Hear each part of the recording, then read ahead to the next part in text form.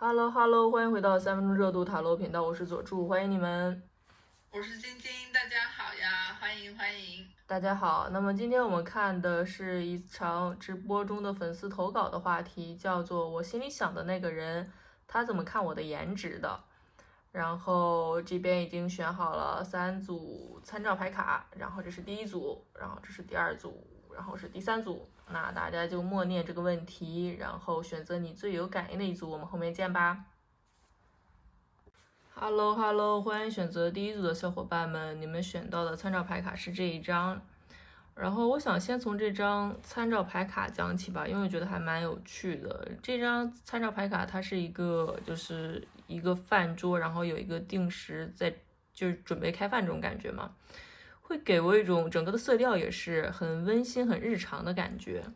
然后咱们这个塔罗牌呢，分别是宝剑骑士的逆位、圣杯七的逆位和战车。那战车其实也是给我一种就是那种耐看的感觉，所以我会觉得是说，这个人随着跟你的相处，然后他会觉得其实你的长相、你的颜值是越来越耐看的这种感觉，就越看越顺眼。对，这是我一个很强烈的从这个指示牌卡看到的一个能量。那我们再回到这个塔罗牌3张牌，再一起来看一下。那首先你的颜值，因为我会从这个宝剑骑士的逆位，它作为第一张牌嘛，那我就从它开始。我会有一种初见的时候，他会觉得你整个人，我觉得不只是颜值吧，甚至是你的气场、你的气质，是那种很酷的感觉，很飒落、很酷爽的那种感觉。对，因为整个这个宝剑骑士，我们可以看一下它这个画面里，它也是动感很强的嘛，所以我会觉得是说。可能，你做一些表情或者说做一些运动的时候，其实是放大你的颜值的那种感觉的，就是你的他会觉得你的动态比静态会更好看，这种感觉。就动态的时候能更彰显你个人的，比如说面部的一些特征、一些特点，然后会放大一些好看的一些点。然后以及中间呢是一张这个圣杯七的逆位。那圣杯七的逆位，我觉得其实你的长相的某一点其实是很戳中他的。就比如说正位来讲，圣杯七它其实是可能对有一个完美的理想的一个颜值一个模型的存在。但是逆位来讲呢，我觉得是你身上你的颜值恰好有某一点，恰恰好是它那个建模里的其中的一个部分，它会有一种这个我想象中的某一个点，真的在一个真实生活里一个人的颜值里看到了，所以他会有一种很被戳中的感觉，甚至他看到这一点之后，他会觉得其他的那些他过去勾的那些选项也没有那么重要了，就是有一种这一点在真实生活中真人身上看见之后，他会有一种很欣喜的感觉，对。然后，所以我会觉得这两张牌一结合，我会觉得咱们这组牌朋友，其实你的颜值一定是有自己的特色的，不是那种所谓的抖音美或者是大众美的那种感觉。我会觉得，就是可能，很可能是那种很戳特定的一部分人的一个审美的点的这种感觉，就是你一定是很有特色的，你们的面部特征，对。然后再回到这个战车，我刚刚前面有提到的嘛，就是结合这个很有日常感的这个参照牌卡，我会觉得是说咱们这组牌朋友，就是你心里想的那个人，是觉得是说刚开始的时候，你是一个面部面部特征很有自己特色的人，很戳中他点。那后来越来越耐看，会觉得其实不只是那一点，其实你整个的这个气场，他都会觉得是说。越相处越喜欢的这种感觉，然后以及咱们这个战车和这个宝剑骑士，其实两个都是有点战士的感觉的嘛。我会有一个小点，可能是说，有攻击性的颜值，但我觉得这是好事，或者说这是他欣赏的这种点。然后以及两个战士，他整个人的状态都是比较年轻的嘛，所以也会觉得是说，你心里想那个人，觉得你整体的长相还是比较偏年轻的这种感觉。这个年轻倒也不是说是那种幼稚小孩的那种，更多的是一种，就是那种少年感吧，我会觉得是对，就是那种朝气的那种感觉，也是你颜值带出的一个点，对。那这边大概就是我看到的一些他的想法，然后我们听听晶晶老师的想法吧。好的，我这组老师首先讲的已经很完整了，然后我可能会补充一些小细节吧，就比如说像宝剑骑士逆位，我觉得刚开始的时候，就像组织老师说的那样，就是他感觉你的动态非常的比静态要好看很多。然后呢，我觉得还有一点就是可能我们说颜值就是气质也是颜值的一部分嘛。然后可能你的比如说一些表达、一些语言、一些思想，就是跟他的一些比较快速的交流之中，也会被你的这种所思所想的表达就是怎么说给吸引到。因为宝剑骑士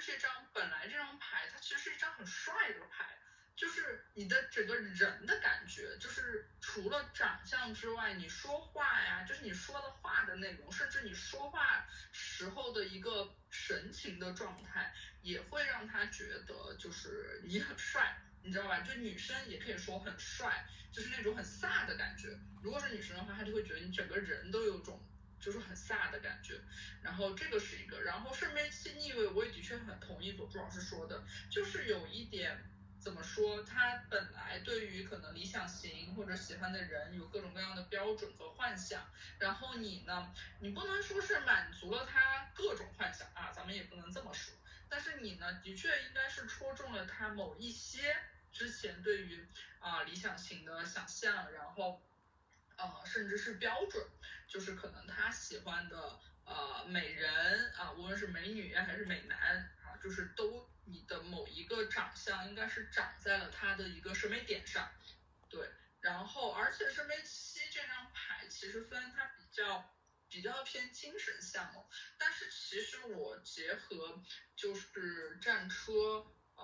我觉得你的身材应该也是长在它的一个审美点上，可能是比如说身材的一个部位，无论是比如说因为我们就论颜值嘛，那咱们就是俗一点，比如说你的腿很漂亮，你的眼睛很漂亮，或者是你的比如说身形这样的一种身形也是他所喜欢的。因为我觉得战车这张牌它还是有一种怎么说，就是我就可能就爆言了就是一种压抑的，因为加拉线圣杯七嘛，就是有一种压抑的性欲在里面，就是一种性张力吧，咱们就说就是它虽然就是表面很正经，就是跟你聊的时候或者跟你说话的时候，但是应该是你的某一些我觉得就是非常身材的部分应该是长在了他的所喜欢的这样的一个上面。然后战车这张牌，我可能还想补充一点，就是虽然的确是刚刚佐助老师说耐看，我非常的认同。然后我觉得还有一点是你的这个颜值让他，因为我们前面说他又觉得你很飒，然后呢又长在他的某一个，比如说审美点上，所以我觉得你的颜值让他会有一种征服欲，就是他看到你就是这个长相的话，无论男女就男女都有征服欲，就是他就会有一种我来了，就是前面有一个这有一个我好像觉得很不错，我喜欢，我想要去靠近的人，就是他不一定是说看到你就说好一见钟情。我觉得战车可能没有这么快这么热烈，但是他有一种我就是想慢慢的靠近，就是因为他又是张大牌嘛，而且战车的情绪一直是就是压抑在就是正经的外表之下的，所以他就是有一种你的颜值就是很吸引他，然后他就是一直想要莫名就是想要靠近的这种感觉。然后因为战车这张牌是一张巨蟹座的牌，我觉得巨蟹座喜欢的人，虽然我们可以看到你第一张牌说很飒的一个感觉，但是我觉得巨蟹座喜欢的还是会就是比较温柔一点，然后怎么说让他会有一种归属感和安全感的。我觉得你的颜值，因为可能就是因为你长得跟他之前自己设想的理想型，或者是他从小喜欢的类型，或者是比如说他觉得很熟悉、很亲切的这种有这种家人感的长相，我觉得就是这样的一点，就是让他觉得有一点归属感、有亲切感，他也会想要靠近。就是可能我觉得甚至会有那种说跟他的爸爸妈妈或者是亲人长得会比较相似的一种风格或者是调性的感觉，这也会让他觉得很亲切。这可能是我的一个小小的补充吧。好的，好的，谢谢晶晶老师。那我这边也没有更多补充了，我们第一组牌就解到这里。然后欢迎大家投稿或者是留言你的想法。然后我们最近也在做直播，如果感兴趣的话，也可以来我们的直播间玩，投稿你感兴趣的话题。那我们下次再见啦，拜拜。拜拜。Hello Hello，欢迎选择第二组的小伙伴们，你们选到的参照牌卡是这一张。然后把它放一边，然后塔罗牌的话，给你们抽了3张，分别是高塔的正位、圣杯4的正位，还有一张权杖3的逆位。那我先来讲一下我的想法吧。我觉得还蛮有趣的一点是，咱们起牌就是一张大牌高塔牌，高塔牌给我一种火星撞地球的感觉，也就是说，你的颜值至少第一眼对他来讲，你心里想的那个人来讲的话，它是一种深深的震撼，深深的触动，就是他可能过去。没有见过这种类似的颜值，或者是说他过去见到过类似的，但没有被如此的深深的给打动到。就我觉得你的第一眼一定是很抓他的，就是能够让他快速的、深刻的产生了一个印象。就像这个闪电一样，就是他对你颜值的看法就是唰的一下子就是击中了他。对，所以我真的有一种就是一下子就被击中的感觉。对，这是一个很强烈的一个印象。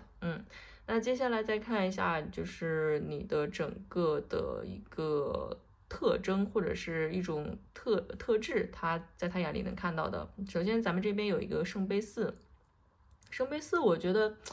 比起具体的你的面目特征来讲，它更像是一种对你整个人身上散发出来的一种气质的肯定。就是我觉得我们这组第二组牌的朋友身上应该是有那种清清冷冷，或者是有种高冷的这种感觉，因为我们可以看到画面里这个人，他本身就是一种对外界的一切爱答不理的这种感觉。那咱倒也不是说这组牌朋友就是对谁都爱答不理，但只是说你身上那种有一点带有疏离的气质，可能是被你想的那个人给记住了，或者是说他觉得这是他在你身上感受到的一个很重要的一个特征。对，也不是说故意的那种冷漠怎样之类的，就是咱们知道有一些人他天生就是那种带着一点疏离的那种感觉，好像跟人有一点距离。然后这样的特质，其实我记得在小说里也是一个 tag 来着，就是很戳中一部分人的审美点吧。我觉得可能你想的这个人，他有被这个点戳中。然后以及包括这个权杖3的逆位，我觉得也是的。权杖3的逆位，它也是那种就是，身上的那种气质。首先，你这边本身就有高塔了，以及还有一个权杖的元素，你身上其实是有很强的那种能量在的。但是呢，权杖3的逆位，我觉得是又是往内收的，所以它其实应该也能看到你身上的一种气质，就是往内收的那种气质。包括这个圣杯4，它呈现的也是一种我要把能量集中在我的身上，我不去做过多的社交或者怎样之类的。那他其实是被你这种很内收的这种气质是深深的吸引到的。然后以及再说这个权杖3的逆位，它一般也是跟什么回忆啊有关系，所以我还会有一个感觉是，他可能会你的颜值让他想起过去的某段经历或者是某个人这个样子。但是就像我前面这张高塔牌开篇所讲，哪怕他见过相似的类型，但是他没有被如此的深深震撼到，我觉得这是一个很有趣的点。然后再回到高塔去描述一下你的颜值的话，我会觉得很有特色，一定是很有特色的。就是不管是天上这道雷也好，还是地上这个塔也好，我觉得你整个人一定是很有自己的这种特质所在。所以我会觉得他对你的颜值的印象更多是去感受你整体的一个感觉，而不是说你的眼睛是怎样的，鼻子是怎样的，更多的是一种整体身上散发出的一种气质。所以我会觉得咱们这组牌的朋友一定是很有自己鲜明特色的这样一类人，就是你是不是说单靠长相怎么样，而是说整体的那种性格那种气场糅合在一起，由内而外的散发出的一种感觉，然后让他给感受到了。对，那这边大概就是我的想法了，让我们听听晶晶老师的想法吧。好的，我也很认同左助老师的想法。然后我觉得有一个大体上，我觉得这3张牌首先有个感觉，就是有一种水火相融，就是咱们东方玄学说水火既济，因为本身权杖三逆位，它前面的大河就到他的面前了，那水就是在塔罗牌里面也代表着情感的流动，包括一种灵感的流动。我会觉得，首先你的颜值的确，我有一种怎么感觉呢？它不一定像第一组那样，就是第一组像是长在了，比如说你想的那个人的那个已经既定的审美点上，因为起牌是一张高塔嘛。我觉得他不是，他之前可能觉得自己不会喜欢，或者是觉得你这个类型的人会让他很惊艳，但是咱们这叭一张高塔出来，那这个话题还是挺明确的，就是你的颜值甚至是初见时的面貌让他觉得很惊艳，然后这个惊艳，因为高塔本身其实我们讲这个它也代表着很强的一种性张力，就是这张牌的火能量非常非常非常的重。所以其实他可能会开始的时候，所以我觉得第二张我一直看那个圣杯四那张牌，我觉得很好笑。的确我很认同是佐助老师说的，如果我们就牌论颜值来说，你身上是会有一种沉浸感，然后是有一种清冷啊，就是比较疏离的那种感觉，而且特别是跟第一张高塔牌形成了一个就是很鲜明的对比，你本人给他的这种，我觉得是有一种反差感也挺强的，就是让他觉得初见你的时候是这样的一个印象，他本来可能已经有一些生理性喜欢了，对高塔这张牌可能是一种就是激发生理欲望，就是生理性喜欢，结果呢就是了解了一会儿，或者是相处了之后，他又发现好像你跟你的外貌长得又不太一样，他就可能这种反差感也非常的吸引他。然后我刚刚为什么说我看圣杯四这张牌挺好笑的呢？我觉得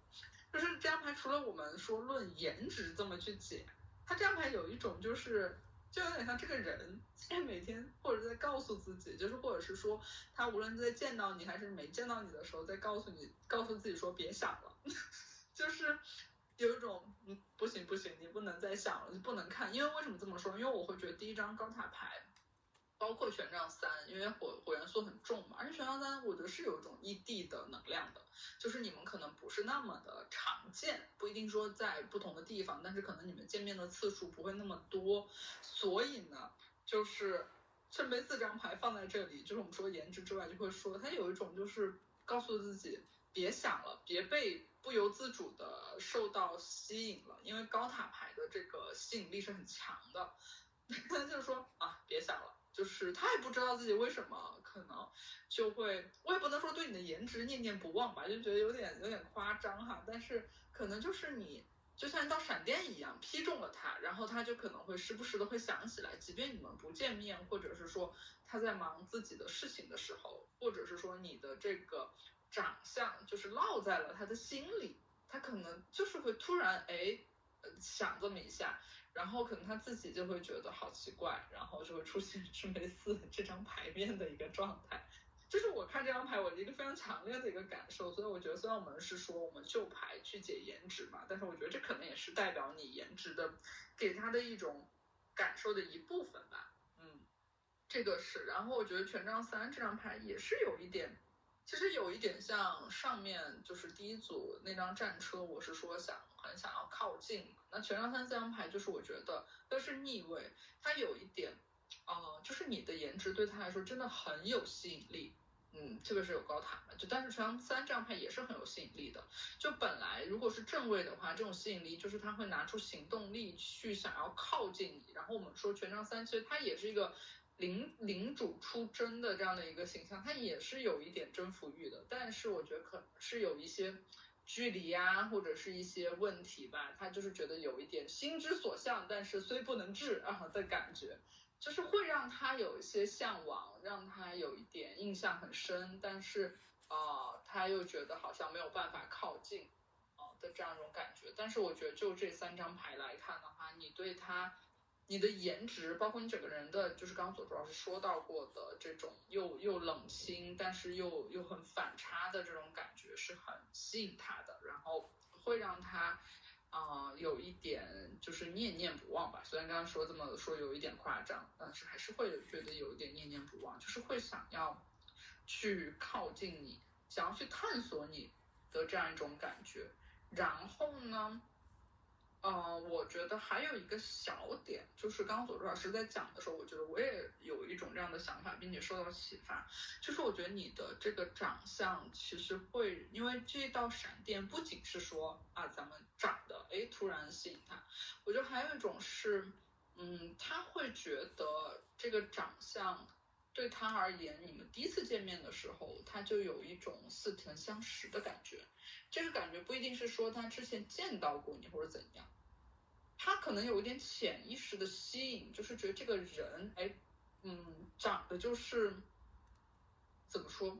你的脸在他的心中非常的清晰，就是这个面目让他会觉得非常的，虽然没有见过，但是我似乎应该认识他，就是有一种 c'est la vie c'est la vie 的这种感觉，就是它并不是一种搭讪的话语，搭讪的一种手段，而是说就是这个人好像我见过他，好像我应该是认识他的这种熟悉感。我觉得可能是带着一些比较玄学的说法的话，我觉得是带着一些之前的记忆或者是印象，就是咱们就是得相遇的这种感觉。我觉得就是相遇这件事情对他来说是一件挺震撼他的事情，这可能是我想要补充的一个小点吧。好呀，那我这边也没有别的补充了，欢迎第二组的朋友们留言分享你们的感受或者是话题投稿，然后我们最近也在做直播，然后大家有兴趣的话也可以来直播间玩，然后来投稿你感兴趣的话题，我们有时间就会直播或者录牌帮你看。那我们今天就到这里了，下次再见，拜拜。拜拜。Hello，欢迎选择第3组的小伙伴们，你们选到参照牌卡是这一张。然后这边抽好了3张塔罗牌，分别是月亮的逆位、正义的逆位，还有一个宝剑10的正位。我先说我的一个大的感觉，我会觉得颜值对你心里想的那个人而言好像没有那么的重要，因为我为什么会这样讲呢？就首先中间是一张正义的逆位，正义逆位来讲的话，他会觉得你身上那种美，它其实是不是主流价值观的那种美，就是他当然也认可你的美，但是他会觉得是你自己独有的一种风格，对，所以它更多的是呈现一种综合的气质也好，风格也好，而不是说具体就是说你的脸有多么的漂亮这个样子。然后以及这边又有一个宝剑10，我会觉得是说这个人可能见识过你没那么精心装扮，甚至是说憔悴的时候的样子，比如说你们2个是比较好的朋友，他见证过你失恋之后然后哭得支离破碎的样子，然后他见证过你憔悴那一面，或者是说你们2个是同事，然后一起深夜加班，然后他也见证过你那种被工作吸干的经历，然后整个人很苍白的那个样子。正是因为他见过你那些就是所谓的没有那么完美，甚至是所谓的有一点虚弱脆弱的时刻的整体没有办法去打理自己颜值的那个时候的样子，他见证过这些，然后但他依然会觉得是说回到这个月亮的逆位，就是他见过你各种各样的样子，然后会觉得是说你仍然是很深深的印在了他的一个印象里，所以我会觉得是整体的那种你们2个相处的氛围感也好，或者是说你身上的独有的气质也好，是这些东西更打动他，更能够激起他，就所谓的月亮逆位，激起他就是甚至出现在他梦里之类这个样子，就是整体的一个大的感受。我甚至会觉得他自己都说不上来这个感受具体到底是什么，因为月亮它整体的感觉就是有点朦朦胧胧的，就是我也说不清楚到底是哪里被吸引了，但是我确实是被吸引了，而且吸引力之强，就是这个人会经常在我的潜意识里转悠，会出现在我的梦里这个样子。对，所以整体来看的话，我觉得这个人看中的不是你的什么，你的大眼睛、你的双眼皮什么之类的这种很 detail 的这种颜值上的细节，而是一种整体的把握。而且这种整体把握，就像刚刚讲正义的逆位一样，就是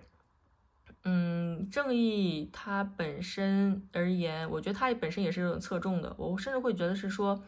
他觉得一般情况下，如果发生在别的人身上，那他可能就没有那么的被吸引，但是偏偏是因为你，然后所以他能够被你吸引。所以还是那句话，就是我觉得整体吸引的，或者是说在意的，或者说被记住的点，不是具体的一个颜值，而是一个整体的，甚至是相处的感受这个样子。对，这是我这边看到的内容。那我们听听晶晶老师的想法吧。好的，我会觉得，刚刚左珠老师说的，就是不只是看颜值，而是一个整体的感觉，这个东西我还是很认同的。然后我还是想补充一下就颜值来看的一个想法。我觉得首先月亮牌其实，刚刚左珠老师也提到了嘛，我觉得月亮牌它有一种朦胧之美，就是月亮它是一种感受，而且那个感受其实挺深层意识的。就是我觉得月亮的逆位加上，因为最后有张宝剑十嘛，我觉得宝剑十这张牌还挺有意思的。如果就颜值来说这个问题的话，它有一种让他印象非常非常深刻的一种颜值。然后呢，这个深刻它甚至带着一种我很难说什么难受或者是怎样，因为宝剑十毕竟不是一张很好受的牌嘛，然后再加上月亮本身这张牌，如果我们看正位，它其实是有一种恐惧在里面的。所以说你说这个颜值让他害怕嘛，我觉得并不是一种害怕，而是就是这种神秘感，就是你的脸，我觉得你想的这个人，可能他平时会是一个怎么说，就是比如说通过脸，或者是通过别人的外在的一些情绪、脸上的表情或者一些状态，他觉得他能够看透这个人，但是他可能看不透。就是这样的一种感觉，因为我们说月亮的朦胧加上宝剑十的这种非常深刻的痛感，所以它会有一点，我觉得最开始或者是说他就是跟你相处的这个状态，包括你的脸，在他的就是整个人的存在，在他心中会让他有一点害怕。这个害怕就是在于他觉得从你的脸上他看不透你，就是你的外在和你的内心，可能会有一些反差，或者你外表，然后跟你整个人其实是不太一样的，然后这件事情让他印象非常非常深刻。然后你说，他如果我们就论颜值来说怎么样呢？其实中间这张正义牌挺有意思的。正义我们说是天秤座，天秤是一个非常会审美的星座，但是我们说正义逆位了，他就像左珠老师刚刚说的，他可能会觉得如果单论美不美这件事情对你来说，这个东西它不公平，因为可能在他心中，由于他看不透你，然后这个感受大过于了我们单论脸的感受，就是说到你这个人，他都没有办法以一个客观，对，因为我们说正义嘛，就是他没有办法客观的评价你的颜值，因为你给他的这种月亮牌的感受，月亮我们其实是讲去深入到了一些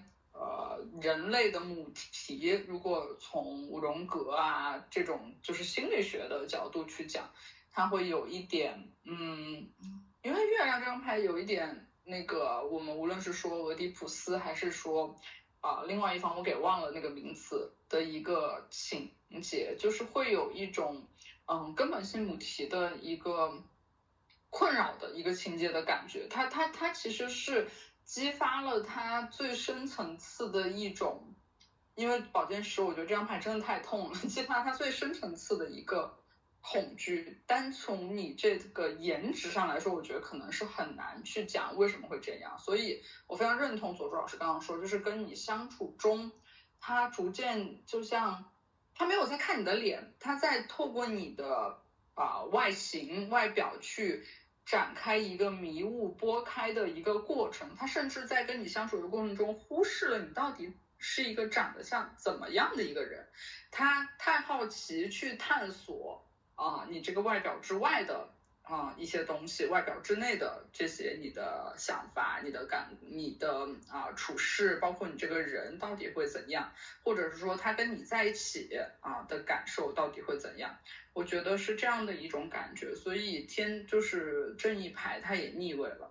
这是一个大体上的。然后呢，我觉得如果非我们今天就是说这几张牌来讲颜值的话，我觉得他的感受，一是你是一个很有清冷感的人，因为月亮加正义加宝剑十，我的天，就是简直是冷到骨子里了。因为我们看之前的两组牌，我们又水又火的，虽然我们说月亮牌是一张水牌吧，但是它的风元素也很重，然后更别说正义加宝剑十了，就是那种清冷感非常非常非常的重。你也可以说有一点，比如说高智风因为有正义牌。然后宝剑十的话呢，它有一点，因为刚刚其实我们在讨论的时候，左老师提到了一个词是骨相，其实我觉得的确是一个，他会觉得骨相非常好，或者是说就是骨相长在他的，我觉得是审美点上，因为宝剑十这张牌毕竟代表着非常就是印象非常深刻。对，我觉得如果我们是从气质或者颜值上来说，我觉得你是给他一种这样的感觉，就是这种因为这种清冷或者是这种疏离感太重了，所以导致他其实会反而有点激起他的探索和可能我觉得你跟他之间也是有一些深层次的链接吧，就是精神层面的链接，所以他会更想去探索这样的一个精神上的一些世界或者一些东西。这可能是我的一些想法。好呀，好呀，那我这边也没有别的补充了。然后希望我们的解读对第三组的朋友们有启发，然后也欢迎你们留言区分享你们的感受，或者是投稿话题。然后我们最近也在开直播，欢迎来直播间玩。然后你们投稿的话题我们会在直播里录，或者是单独录牌。那我们今天就到这里，下次再见，拜拜。拜拜。